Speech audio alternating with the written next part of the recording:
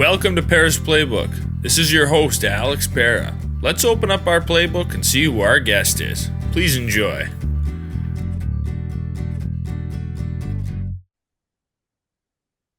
Welcome to episode 210 of Pera's Playbook. Today we're joined by Jaxton Eck, a linebacker captain for the New Mexico Lobo football team. He's also teammate of our podcast's favorite college quarterback, Jack Lane, who we just recently recorded our second episode with. So we're happy to have Jaxton on, another Lobo, to join the Pera's Playbook podcast family, I guess you could say. But how's it going tonight? Doing great, Alex. Appreciate you having me on. Oh yeah, it's awesome. It works out great. You guys have a bye week, although your dad doesn't call it bye week, right? Jack said he calls it something else. Improvement week. Gotta get better. Improvement week. Yeah. Yeah, Yeah. yes, sir. No, I like that though. That's a good way to think. Like bye week, you think like you're just chilling, you're relaxing. But like you guys are just getting Yeah. better, you're improving. I like that. Yes, sir. Yes, sir.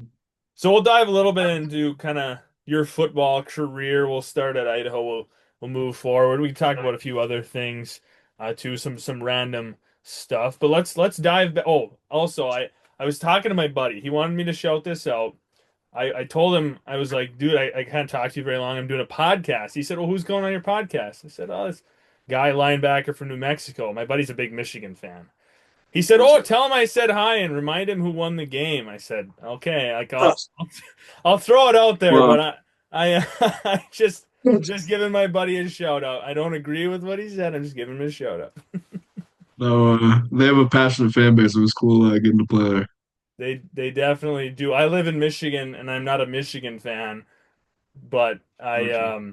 so they honestly they kind of drive me nuts. I'm always looking for Michigan to lose so I can rub it into my buddies. I told Uh, Jack I was the only person in the bar that weekend who was rooting for New Mexico. I said when there was that targeting call on that guy, they threw him out for Jack. I was the only one. I was like cheering and getting dirty looks. Thought I was gonna get kicked out of the bar. You know? I love it. I love it. Yeah. Well, let's go back to Idaho. Let's start there. Idaho has had for people who don't know, a lot of success recently. FCS powerhouse making the playoffs, competing with FBS teams. Right? Last year you guys lost to Oregon by 10 points. Oregon, one of the best teams in the country. You yourself were an FCS All-American. So a lot of success there, both on a personal level and a team level for you. So how would you sum up your whole experience at Idaho? No, it was awesome. It was really a dream come true. My dad actually his first full-time assistant job was at the University of Idaho. So I was actually born there in 2004. So like my first uh football games I ever went to were in the Kibbie Dome. So getting to come back and spend my first 2 years of college playing there was a surreal experience. And we had a lot of fun. Won a lot of games. Got to play in some cool venues like Oregon. And yeah, it was awesome. They're still rolling. They're still rolling. Oh Having a yeah. good year Oh this yeah. year. No, yeah. We keep up with them. Jack actually went back for the bye week to Idaho, so he was at practice on Friday before they went to San Jose State. But still have a lot of great buddies on that team, and rooting for them for sure. Yeah. Yeah, I know did they just lose a close one to San Jose State? They got a Yeah, field goal they or were something they like were up that. for a lot of it. They Yeah. lost on a game-winning field goal, but they competed well, and they're gonna have a good year for sure. No, yeah, that shows a lot about an FCS program if you can hang with FBS team. San Jose State, that's a team you guys are going to face here Oh yeah. in a few weeks. So we can definitely talk about kind of upcoming here in the season. But also, for those who don't know, your dad was the coach at Idaho, current coach at New Mexico. So when your dad got the New Mexico coaching job, was there a doubt in your mind, or like were you just like I'm going in the portal, like I wanna play for my dad, like doesn't matter where he goes, or like was it a tough decision for you, or pretty easy, or Yeah, I'd say it was a little tough just because, I kind of pictured myself being in Idaho all 4 years, so it's tough to leave there. And then also just uncertainty, going to a new place. I didn't really know much about New Mexico, so when I went in the portal, I kind of kept my options open, just see what offers I got. But I also knew in the back of my head that I was getting hip surgery. I got hip surgery right after the season ended, so I knew it'd be kind of tough to go to a new program and not be able to prove yourself right away in the spring. So I felt pretty comfortable because he also brought like the strength staff and some of the coaches from Idaho. So just having some of that familiarity kind of helps seal the deal and make it feel like the right place to go. But definitely when it first happened, I was kind of unsure where I was going to be at. Yeah. I think that word familiarity, having a little bit of that you mentioned, like that's important because in this new age of college football, when a new coach takes over a program, so many players leave and so many new players from all these different colleges come in that there is almost no familiarity for most players, right? Like it's all new. They've got new teammates, they've got new coaches, you've got to build new friendships, connections, bonds, all this stuff. So for you and Jack and the New Mexico guys to be able to go there have a coaching staff, a few players, like it makes it a little bit easier for you guys to make that transition. Yeah, for sure. We also just like because we were kind of deep into the playoffs. We made it to the quarterfinals. So when we lost, and then he kind of took that job, and some of us were going in the portal. We really only had like a week to go on like visits at other schools before kind of having to make a decision on where we wanted to play. So it's kind of tough to like really get a gauge for what a program's like and how much truth you're being told by those schools. So no doubt, it's in this era, it's definitely difficult to know what you're getting into. Yeah, no, it's a crazy era of college football, especially like just from a fan's perspective. I can't imagine being a Mm, player. Like every year, you don't know what's going to happen. Like you don't know if your teammates this year are going to be your teammates next year. You don't know if certain members of your coaching staff are going to be on the coaching staff next year. You have no idea what's going to happen. Every year, it seems to get crazier and crazier. no, absolutely. I've actually had in my 3 years of college football three different defensive coordinators. So that's been kind of wild. But That that's you gotta crazy. look at the positive. Like I've been able to learn from three different really smart coaches and kind of get taught different things from each of them. But definitely didn't expect that going into college. Right, it adds an extra challenge, right? Like if you have the same defensive coordinator, you get comfortable with their schemes, what they like to Yeah, do, and like you just know the routine. But every defensive coordinator's got a little different approach. So, you're kind of learning absolutely. something new every year. That's an added challenge. But I mean, that's just kind of the name of the game now. Like every year it's new and different. Like I think just like when I had Jack on the podcast 2 years ago, and what's changed in those 2 years. It's crazy. Crazy. Wild, for sure. Yeah. But and at the same respect, I think some of this allows teams like Idaho to be able to compete with teams like Oregon. Like the transfer portal goes both ways. Like you guys can get For sure. transfers at the FCS level to help you compete. Some people say, well, the small schools are losing all their transfers, but it definitely goes both ways because there's guys at big schools who say, hey, I'm not getting enough playing time here. I'm going to go somewhere else and try to get more playing time. So it's definitely a two-way street.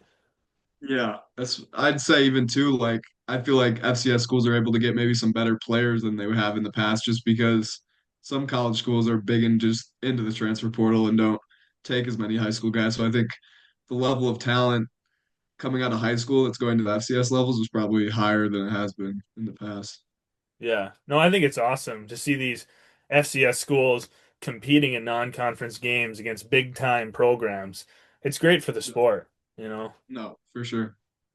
For sure. So let's dive into New Mexico here a little bit. Your dad takes over this program, kind of a full rebuilding. He brings in what, like 70, 80 players, some Yeah. guys from Idaho, but totally new look on every side of the ball, right? Only a handful of guys stay from last year's New Mexico team. So I mean, a totally new look. People don't know what to expect when you have that kind of stuff, but you guys have started off great. I mean, really hard start. You start at the big house at Michigan. I mean, that's crazy environment for your first FBS game, right? Like this is your first test to the next level, and you're starting in this big environment against the number one recruit in the country, Bryce Underwood. So as a defender, like you're walking into this monster that you've got to deal with this insane athlete on the other side noise and crowd. Like, talk about that experience. I mean, right, obviously, it's just an insane venue, one of the most insane venues in college football. No, yeah. It was truly wild to go play there. Just you grow up watching college football, you watch Michigan in the big house.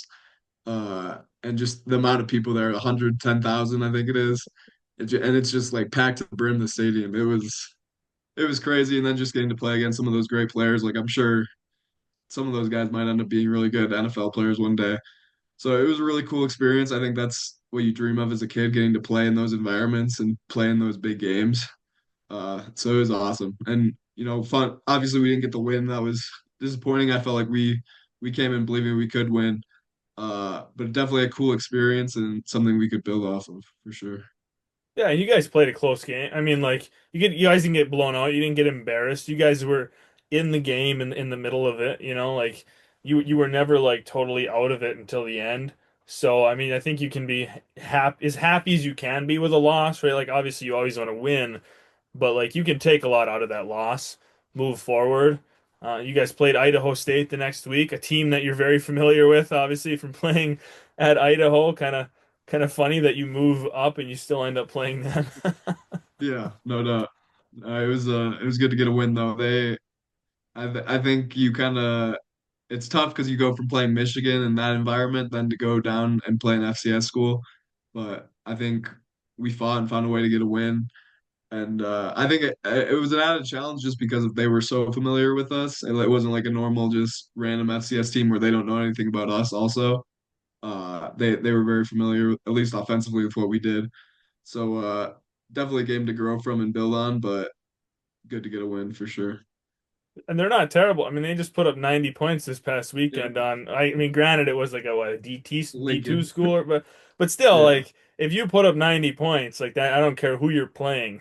That's impressive. yeah. No doubt. Their offense is kind of annoying to play against too. They run kind of like a run and shoot offense, so it's a really pass heavy scheme, and they like spread you out. It's kind of frustrating for a linebacker. They like pull you out of the box a lot, but yeah, it was a good challenge and good opportunity.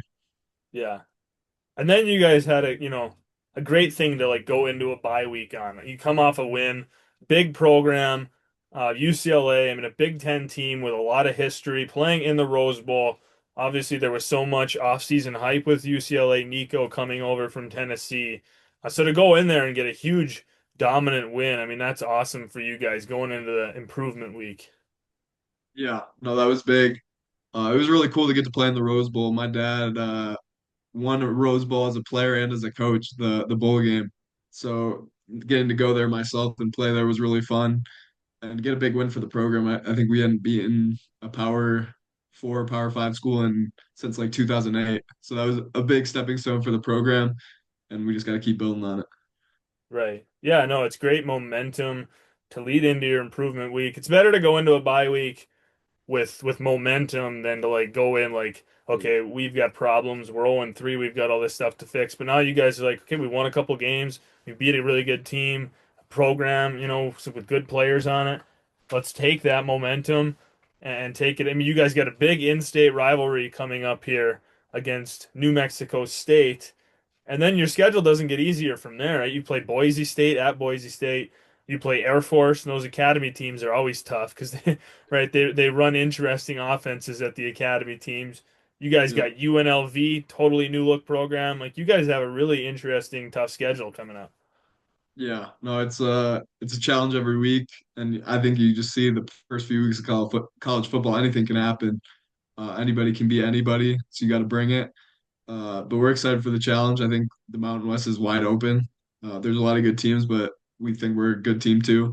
So we're just excited to go compete with them. But definitely focus first and foremost on this big game this week, New Mexico State. Big rivalry game, really important to not just us, but all the people in the community too. So really excited about this opportunity this week. Yeah, and rivalry games are always fun because it's going to be Yeah, competitive. Both teams are going to give their all, and it's going to be fun. And that's exactly what you absolutely. want, right? You want to compete at the highest level. You want a competitive game. Absolutely. Always fun to play in a rivalry game, especially in college football. So it's gonna be awesome. Yeah. So what's it like playing for your dad? You've been playing for him for a long time here, but I mean, Yeah, obviously, like, he's your dad and he's your coach. So it's a little different for you than it is for everybody else. I mean, some coaches often end up being like father figures to some players because they take them under their wings and whatnot, but he's literally your dad.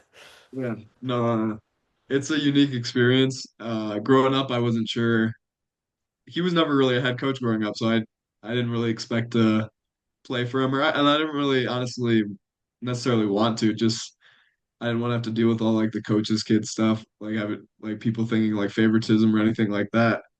But when he ended up getting the job at Idaho, I thought it was a really cool opportunity to go back where I was born. That was a school I always loved growing up, just because I was born there. But I was playing with them in the video game. So when that opportunity presented itself, it was just something I couldn't pass up, honestly. And it's been great. It's been a lot better than what I thought it would be playing for him. I get to see him a lot more too. Just growing up being a coach's kid, you don't see your dad that much, especially during the season. And in the off season too, he's out recruiting all the time. So get to see him almost every day, which is really cool. And have my family at every game too. It was awesome. How do you get to share all these experiences with him? Like playing Uh, at the big house, you get to share that with your dad. Winning at the Rose Bowl, you get to share that with your dad. Like it's cool that you guys can go through this journey together. You can experience it all together. Absolutely. Yeah. I'd just insane blessing. I would have never like as a kid I would have never imagined I'd be playing FBS ball at New Mexico. Not on my bingo card, but it's been awesome. It's been awesome. Yeah, right. Like you never know what life's gonna give you. You never know where the journey's gonna take you.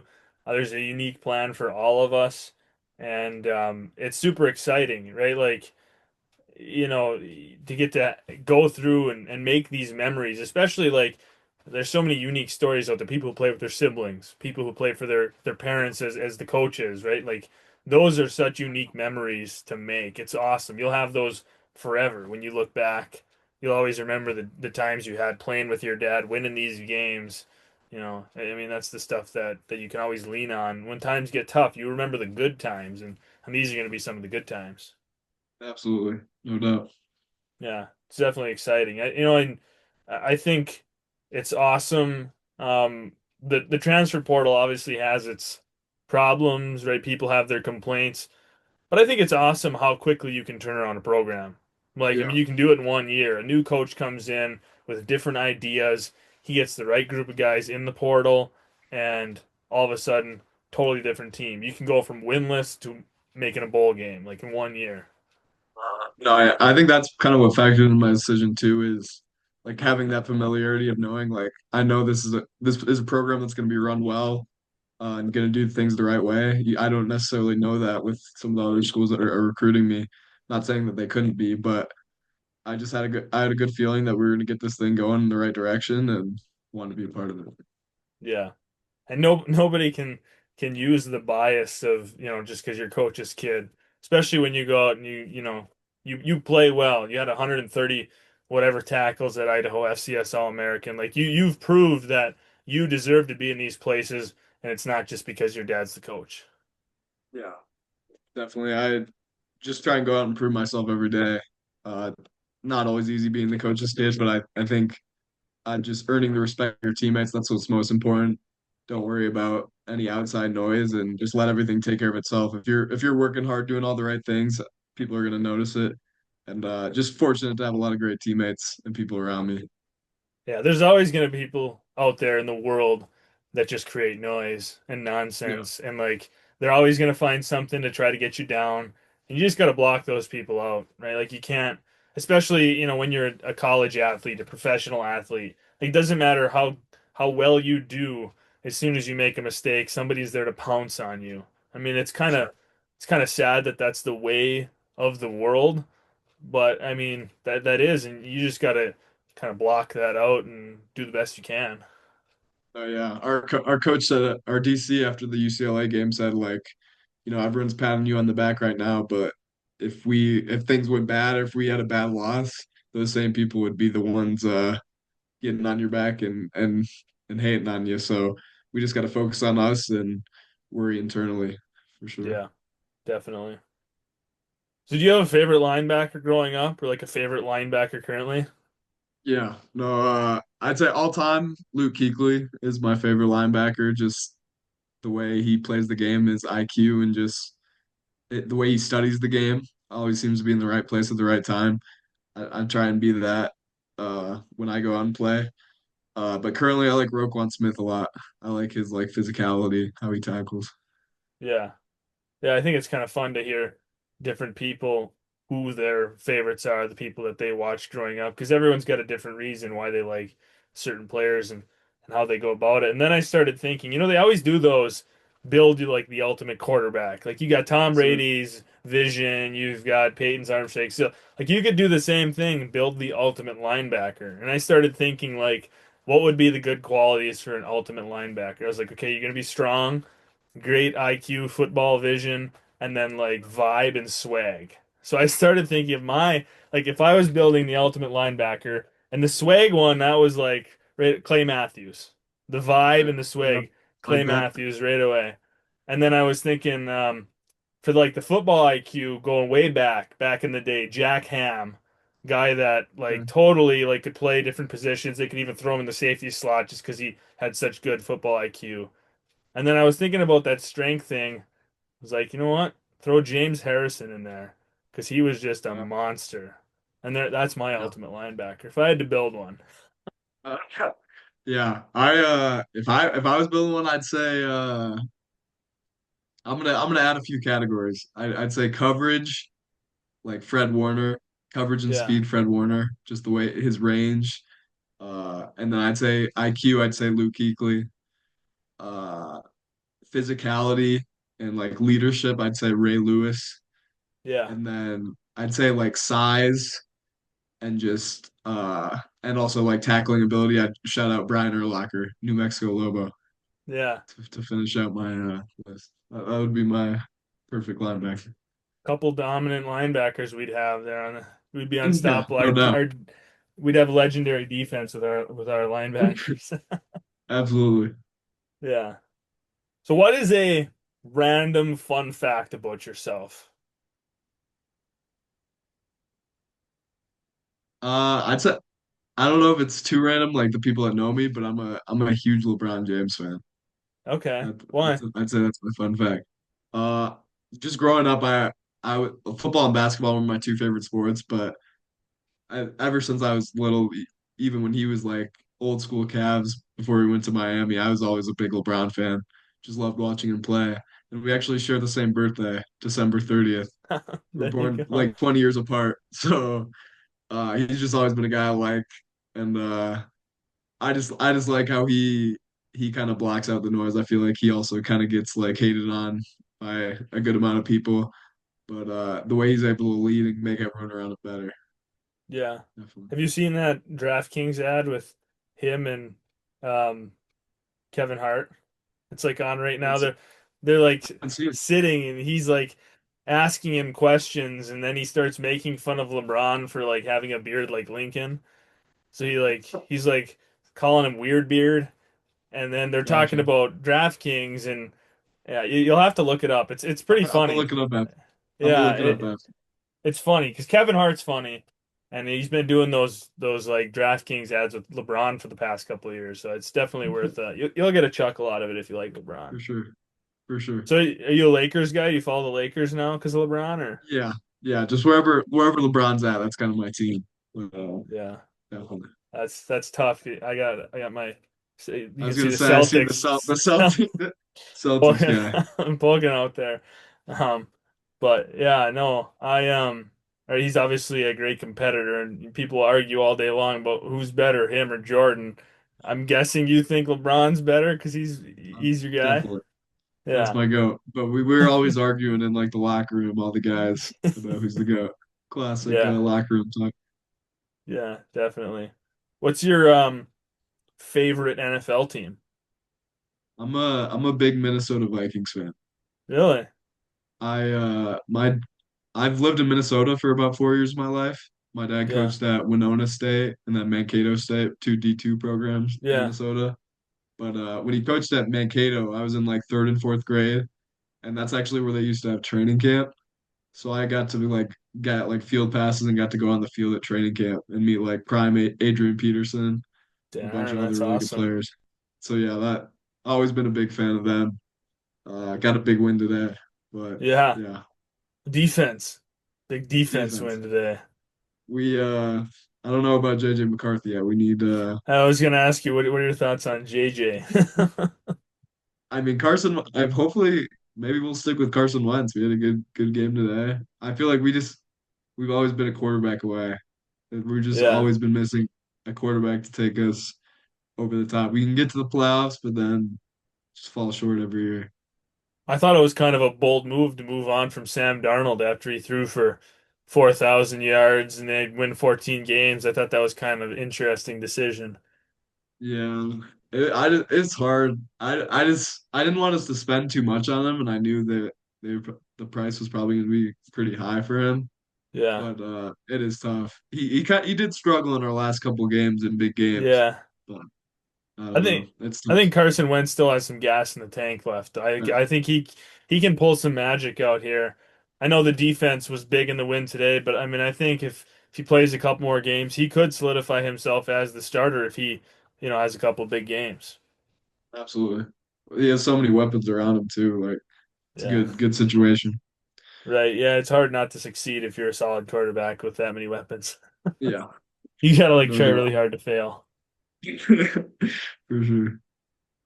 So if you had to go on any game show or reality TV show, what would you pick?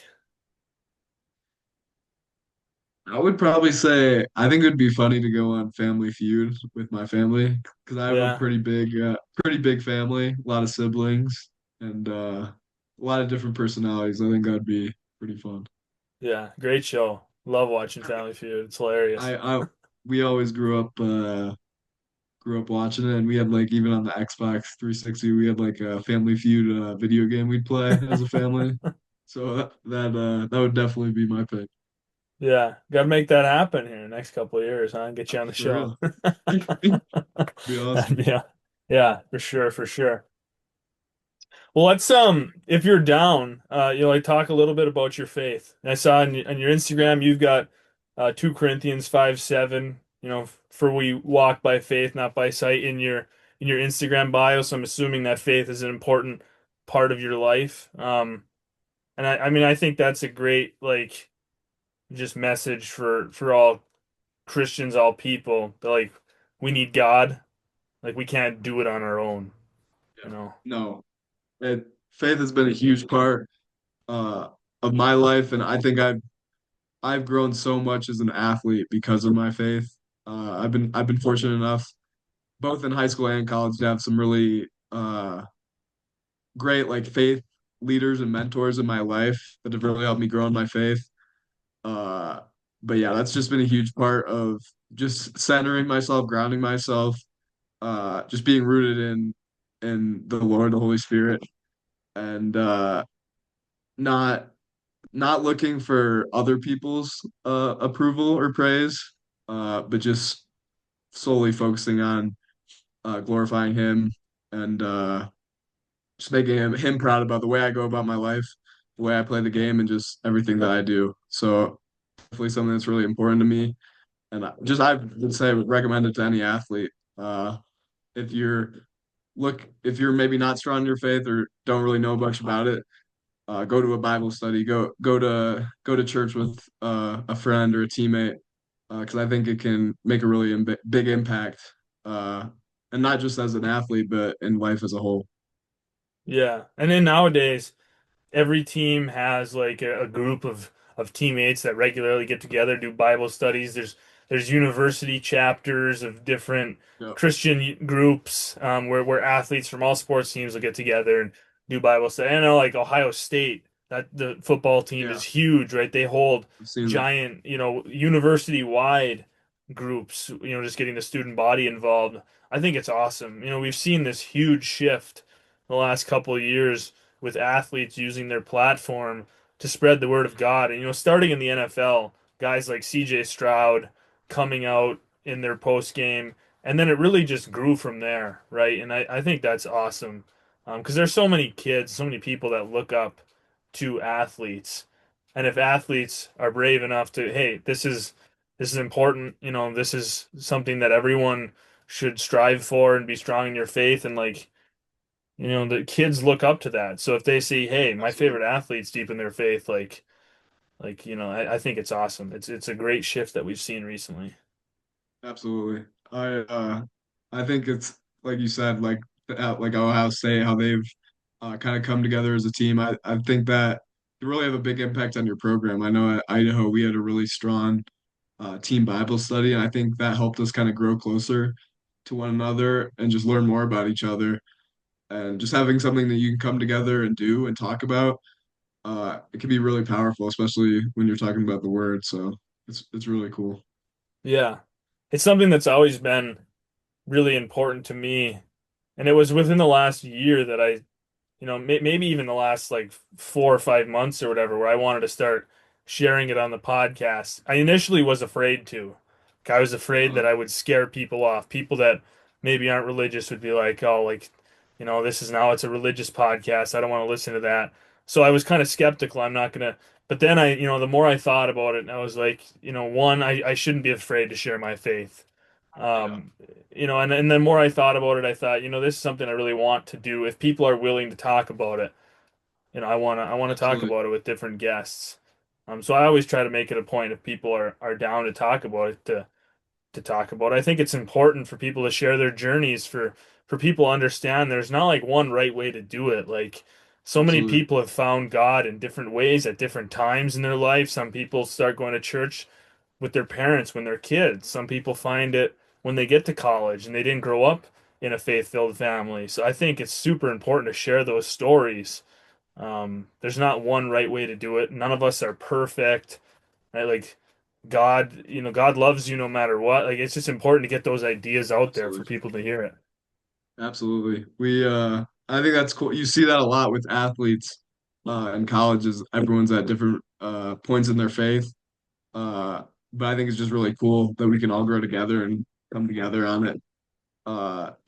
Even at New Mexico, beyond just the football team, we have like athletes in action. It's a Christian group. We're just from all different sports. You get to learn more about people and just all grow in our faith together. So absolutely, really awesome.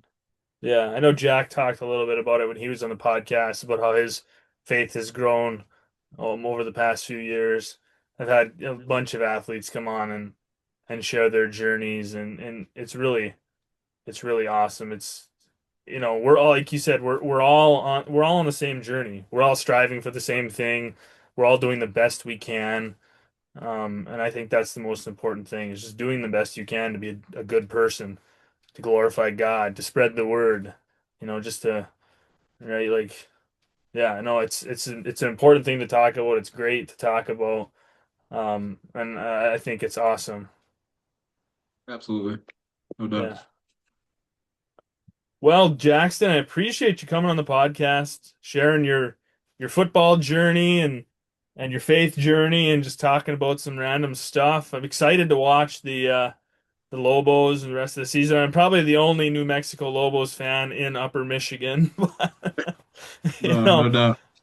No doubt. I I will. appreciate you having me on.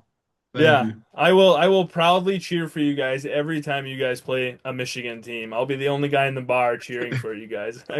We got to get you onto a game at some point. We That'd be gotta awesome. get moving again. Definitely. Yeah. Yeah. If you guys, yeah, no, if you guys come back up north again next year or something, for sure, that'd be obviously New Mexico is so far from Michigan. But if you come back up to play a Michigan team, or Wisconsin or Minnesota or something, like, I'm honest, I honestly, I know we have Central Michigan on the schedule next year. I just don't know if it's home or away. that would be, If it's an away, if it's an if away it, game, we'll get you tickets. We got you. it was to say if it's an away game, that'd be awesome because my wife is doing she graduates this May, but she's doing her physical therapy grad school at Central Michigan. So Really? that Gotcha. would be we talked about how we want to get to a game at some point. Yeah. Because she's doing like it's a satellite program thing, so like she hasn't been on that campus. Okay. But yeah, that'd be awesome if you guys played at CMU, but you know, we'll have to wait and see, I guess, eh? Yeah. No Well, doubt. awesome. I We'll appreciate it. come back to it for sure. Right. Thanks for listening. Please stay tuned for more episodes soon.